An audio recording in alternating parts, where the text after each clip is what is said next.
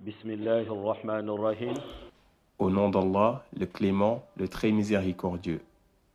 Louange à Allah, Seigneur des mondes, prière et salut sur l'éminent guide digne de confiance, l'intègre par excellence, notre maître et Seigneur, Sayyidina Muhammad, paix et salut sur lui, ainsi que sur sa noble famille et l'ensemble de ses illustres compagnons réunis.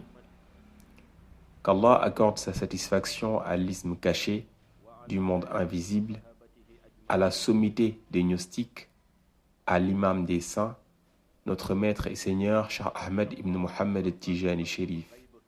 Qu'Allah le Très-Haut soit pleinement satisfait de lui. Assalamu alaikum. Nous adressons nos ziyaras à cette communauté distinguée en ce jour béni du vendredi.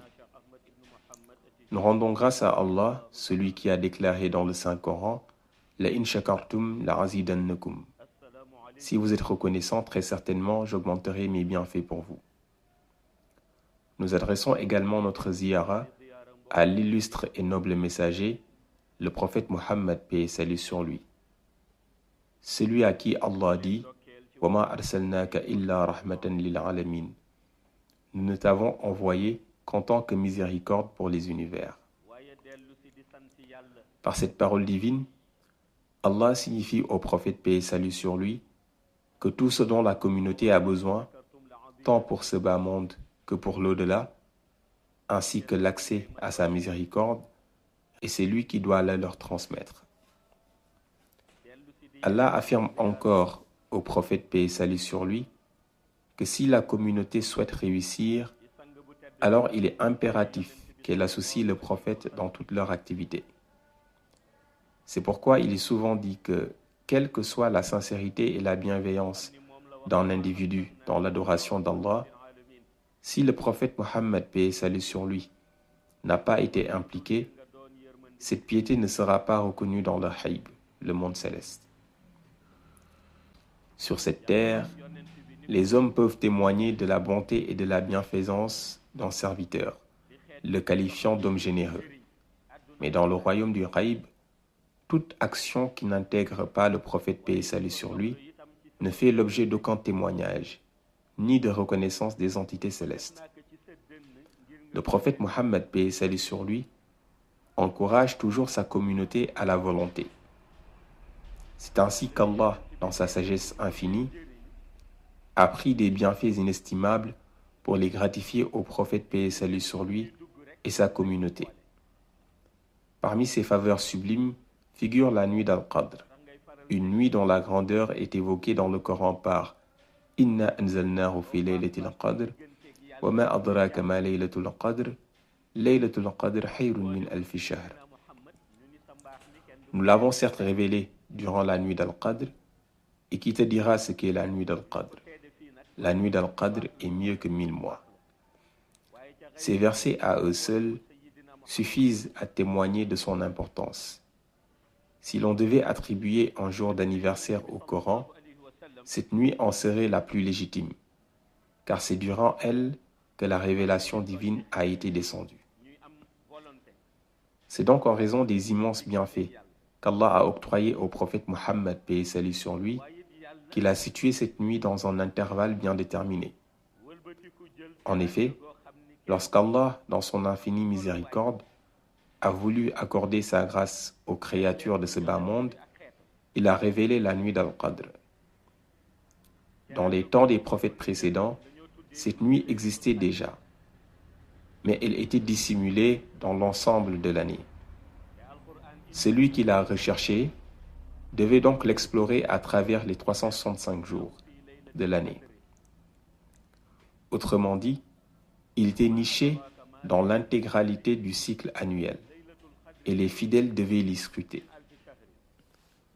Cependant, lorsque le prophète Muhammad, paix et salut sur lui, fut envoyé en miséricorde pour l'humanité, Allah, en l'honorant, ainsi que sa communauté, a déplacé cette nuit bénie en la resserrant dans un cadre temporel plus accessible. Il l'a ainsi retirée de l'intervalle annuel pour la fixer dans le mois béni du Ramadan, facilitant ainsi sa quête pour la communauté du dernier messager. Ce qu'un individu recherche péniblement au cours d'une année entière, si on le réduit à une échelle mensuelle, cela lui serait indubitablement plus accessible. C'est dans cette perspective que les élus d'Allah affirmaient que quiconque s'engage pleinement dans l'adoration tout au long du mois de Ramadan aura nécessairement traversé la nuit d'Al-Qadr. Toutefois, la valeur de cette nuit repose sur l'intention avec laquelle chacun l'aborde. Malgré sa grandeur incommensurable, l'essence même de cette intention demeure toujours ancrée dans la quête des bénéfices spirituels tirés de l'adoration d'Allah. Autrement dit, profiter des bénédictions de cette nuit passe exclusivement par l'adoration et la soumission sincère à Allah. C'est dans le cadre de cet enseignement, en raison de l'importance inégalée de cette nuit, que lors d'une séance récente de la Radatul Ilahiyya, l'Assemblée d'Allah, Mawlaya Cheikh Ahmed Tijani nous fit une révélation des plus saisissantes. Il nous montra une tablette de lumière à travers laquelle il enseignait le sens profond de la nuit d'Al-Qadr dans le monde Ghaib, l'invisible. Sur cette tablette, une vision fut dévoilée aux élus d'Allah présents à la séance, et leur stupéfaction fut immédiate. Ils y virent un homme qui, après sa mort, Barzak, errait seul dans un désert sableux. Cet homme livré à lui-même ne rencontrait ni être humain, ni djinn, ni aucune autre créature. Il marchait dans une immensité désertique sans limite apparente, sur un sol de sable dont la température modérée ne présentait ni chaleur accablante, ni froid glacial. Pourtant, la nature du terrain laisse entrevoir la possibilité de contracter de vives inflammations au contact prolongé avec la peau nue des pieds. Lorsqu'il tournait son regard vers la droite, il n'y voyait aucun obstacle ni créature. Il en allait de même lorsqu'il se retournait ou scrutait l'horizon devant lui. Rien d'autre que l'étendue sableuse. Il avançait ainsi, inlassablement. Dans un souci d'enseignement, Mawlaya Cheikh Ahmed Tijani nous expliqua les raisons de cette errance interminable. Cet homme, de son vivant, eut un jour l'opportunité unique de croiser un élu d'Allah qui lui révéla avec certitude la date exacte de la nuit d'Al-Qadr pour cette époque précise. Il crut aux paroles de cet élu en ayant la pleine conviction qu'il s'agissait réellement de cette nuit bénie. Pourtant, malgré cette connaissance précieuse, au lieu de se consacrer à l'adoration d'Allah, il choisit d'aller se coucher et de dormir, laissant ainsi passer cette nuit sans accomplir le moindre acte de piété.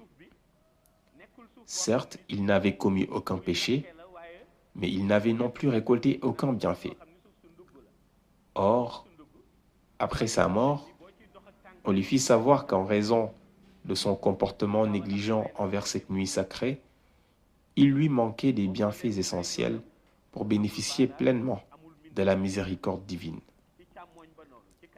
C'est ainsi qu'il fut condamné à marcher sans fin, en guise d'expiation pour ces bienfaits qu'il avait négligé de récolter. Cette marche ininterrompue dans l'immensité désertique était le reflet d'un châtiment divin. Privé de toute compagnie, sans repère ni horizon identifiable, il errait sans fin, n'ayant personne pour lui offrir de l'eau, ni pour le guider hors de cet espace sans borne. Après sa mort, un ange lui apparut pour lui révéler la raison de son sort. Puisque dans ta vie terrestre, on t'avait révélé la nuit d'Al-Qadr et que tu en avais eu la certitude, mais malgré cela, tu fis preuve de négligence et d'insouciance en t'abstenant d'adorer Allah ou de tenter d'en récolter un quelconque bienfait, il te manque aujourd'hui de nombreuses œuvres pieuses pour espérer atteindre la félicité éternelle. C'est pourquoi il t'a été ordonné de marcher sans fin afin de combler ce vide.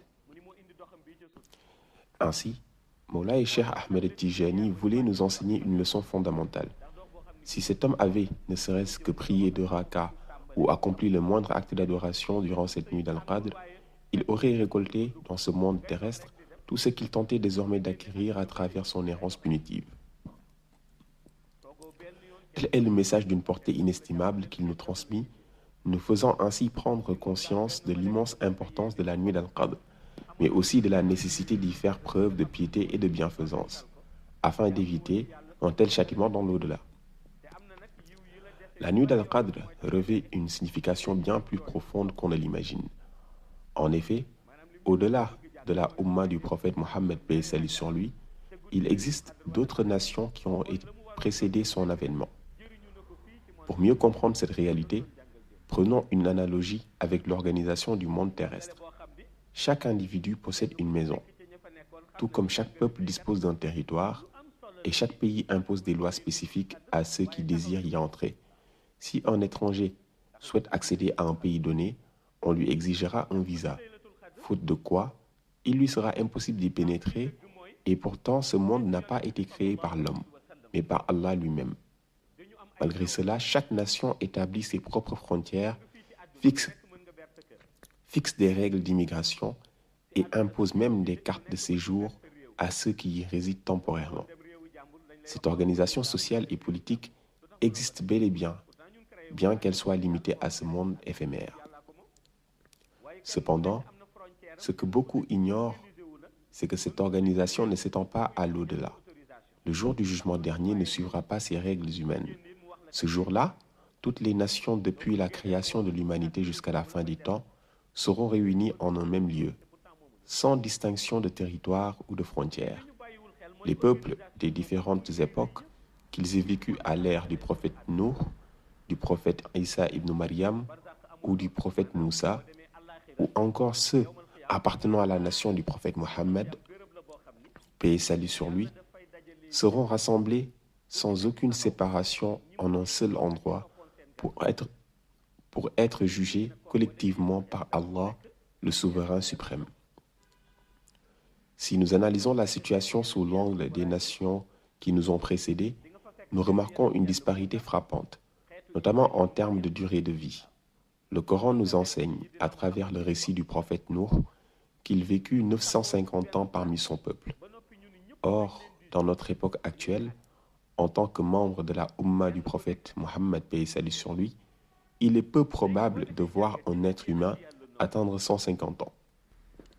De telles longévités sont devenues extrêmement rares, et même lorsqu'un individu parvient à cet âge avancé, il est généralement affaibli et incapable d'accomplir les mêmes actions qu'un homme dans la force de l'âge.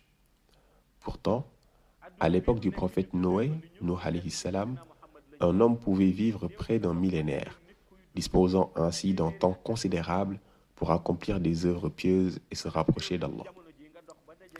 Ainsi, lorsqu'arrivera le jour du jugement dernier, ces nations, malgré la différence de leur longévité terrestre, seront rassemblées ensemble.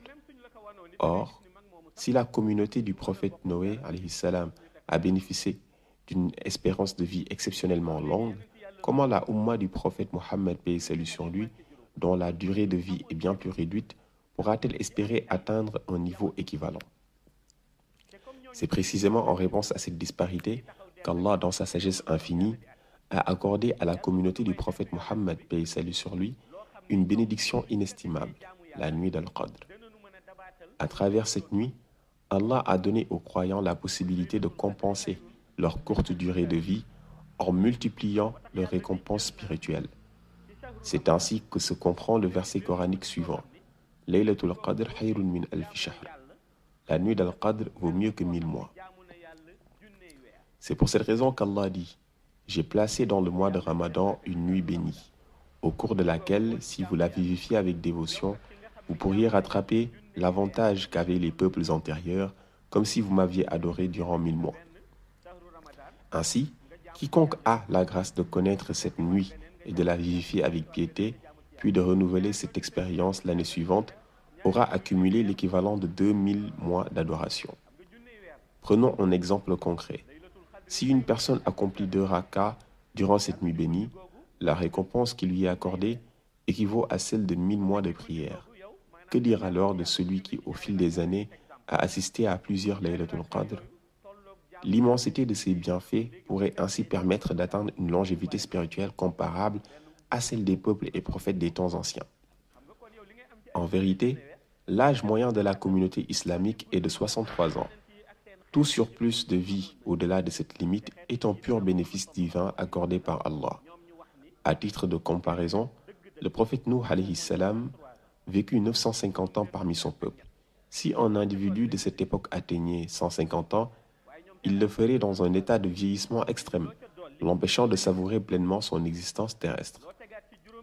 Ainsi, en raison de la durée de vie limitée de la communauté du prophète sallallahu alayhi wa sallam, Allah lui a accordé cette immense faveur en guise de compensation.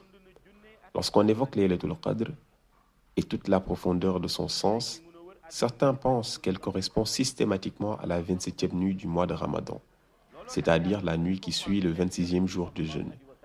Il est vrai que pendant longtemps et à de nombreuses reprises, cette date a coïncidé avec cette nuit bénie. Si l'on accède à Hadratul Ilahiyya et que l'on consulte les archives célestes, on constate que durant la vie du prophète sallallahu alayhi wa sallam, la nuit qui correspondait le plus fréquemment à Laylatul Qadr était bien celle du 27e jour. Toutefois, cela ne signifie nullement qu'elle se manifeste chaque année à cette même date. En réalité, Allah a volontairement dissimulé la nuit de Laylatul Qadr de la même manière qu'il a caché le secret de l'âme et d'autres mystères divins. D'ailleurs, il est rapporté que le prophète sallallahu alayhi wa sallam recommanda de rechercher Laylatul Qadr dans les 10 dernières nuits du mois de Ramadan. Cependant, ce hadith est contextualisé à l'époque prophétique, car en ces temps, cette nuit se manifestait bien au sein des 10 dernières nuits. Cela ne signifie pas pour autant que cette règle est immuable et éternelle. Ainsi, il ne faut pas conclure que Laylatul Qadr coïncidera systématiquement avec ces nuits. En revanche, tous les mystiques et savants initiés à la science spirituelle s'accordent sur un point. Laylatul Qadr correspond toujours à une nuit impaire, telle que la 23e, la 25e, la 27e, etc. L'habitude de célébrer Laylatul Qadr à une date particulière trouve son origine dans les pratiques des élus d'Allah, qui, au fil du temps, ont souvent observé cette nuit bénie à certaines dates spécifiques. C'est ainsi que certaines générations ont perpétué ces traditions. Cependant, cette date change chaque année, et seuls les awliya, les élus d'Allah, en détiennent la connaissance exacte. De plus, Allah révèle également la date de Laylatul Qadr au chat qui jeûne ce jour-là. Beaucoup pensent que le jeûne du chat est identique à celui des êtres humains, mais je vous ai déjà révélé la réalité subtile de son bref jeûne, qui est fondamentalement différent de celui des humains. Car lorsqu'Allah décide de voiler un mystère, aucune ruse ni stratégie ne peut permettre de le dévoiler, excepté par sa permission et à travers ses élus.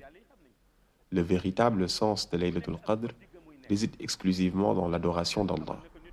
Cependant, paradoxalement, certains, au lieu de bénéficier des immenses grâces et bénédictions de cette nuit sacrée, n'en récoltent que des péchés.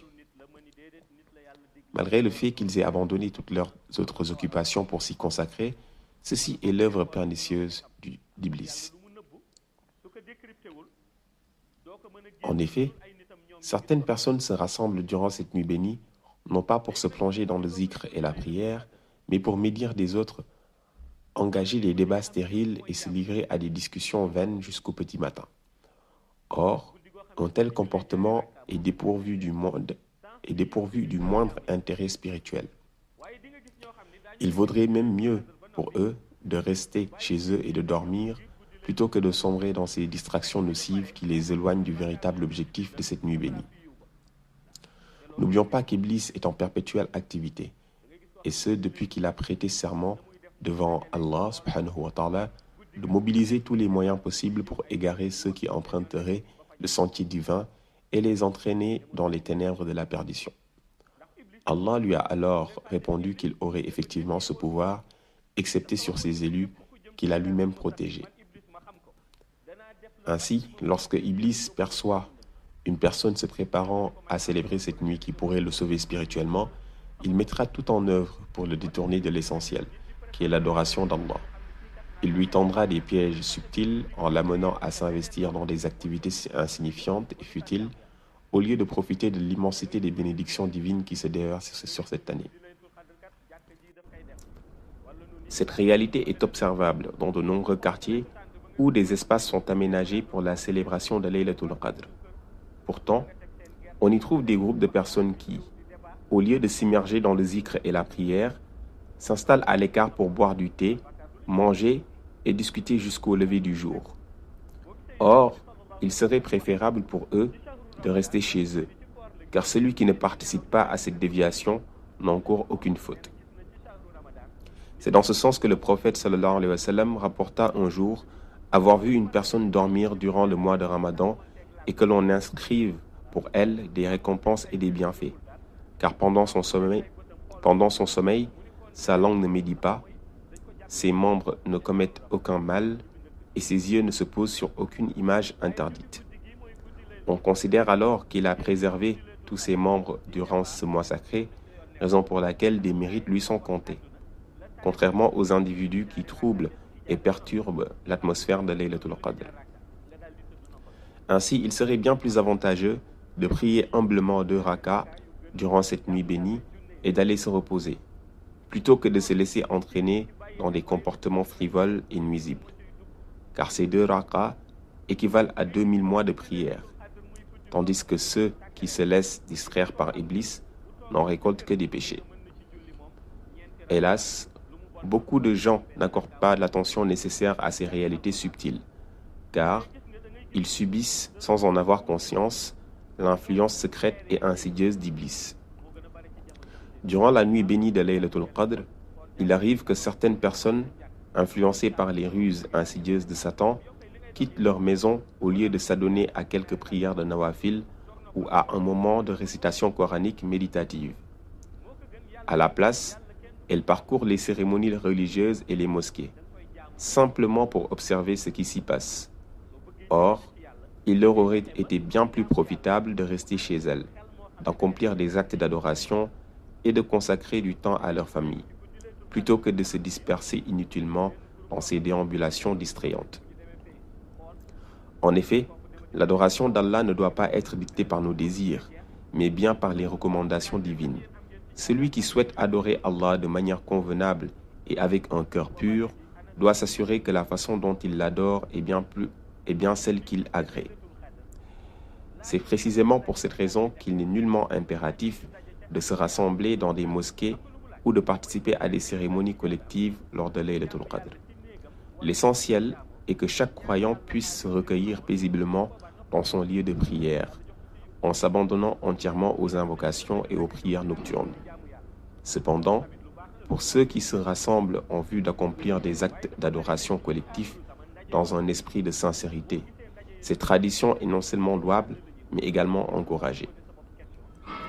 Toutefois, en cette époque de la fin des temps, il est fréquent d'observer des rassemblements prétendument religieux où, lorsqu'on y assiste avec discernement, on peine à percevoir la place réservée à Allah dans ces cérémonies.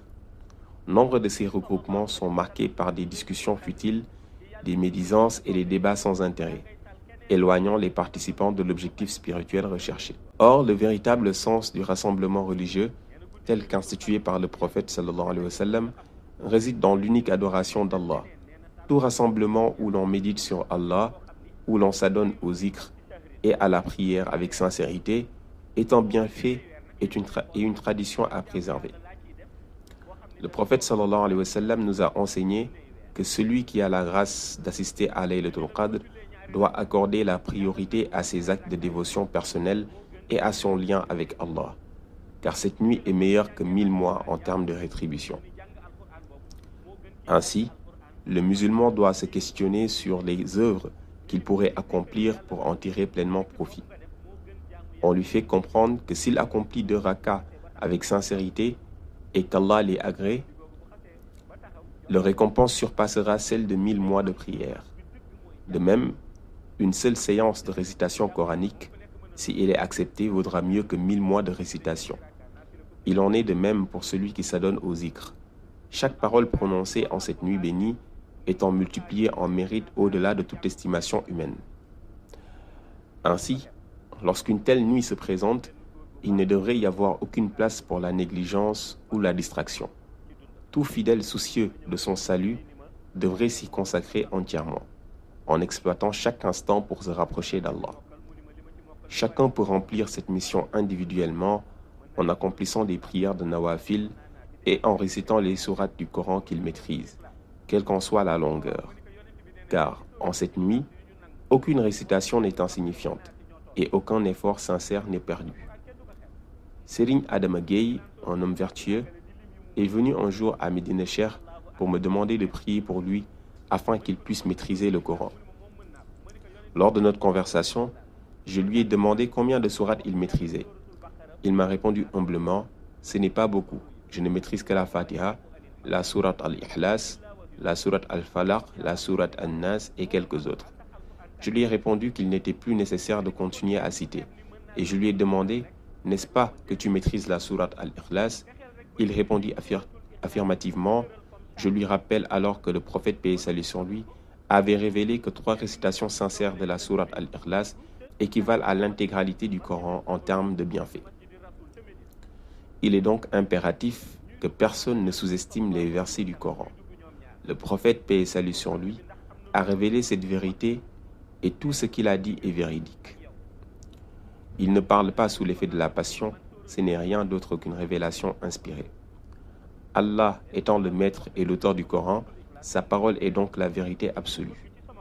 Je lui ai expliqué qu'il ne devait en aucun cas minimiser les versets courts de la sourate Al-Ikhlas qu'il maîtrisait. Au contraire, il devait les réciter avec sincérité, en intégrant cette doctrine dans son cœur et en les appréciant profondément. Une fois, un homme s'adressa au prophète paix et salut sur lui lorsqu'il s'apprêtait à entrer dans la mosquée sacrée de Médine.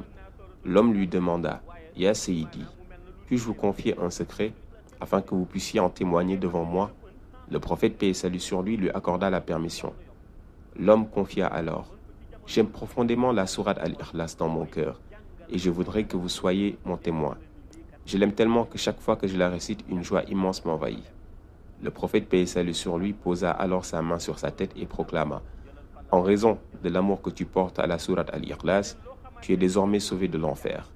Si ton amour est sincère comme tu l'as exprimé, cela constitue un refuge par lequel Allah t'épargnera. » Je lui ai donc expliqué qu'il ne devait jamais minimiser la sourate Al-Ikhlas. Il est actuellement rare de rencontrer quelqu'un qui maîtrise cette sourate et plusieurs autres. Et c'est une bénédiction d'avoir une telle maîtrise.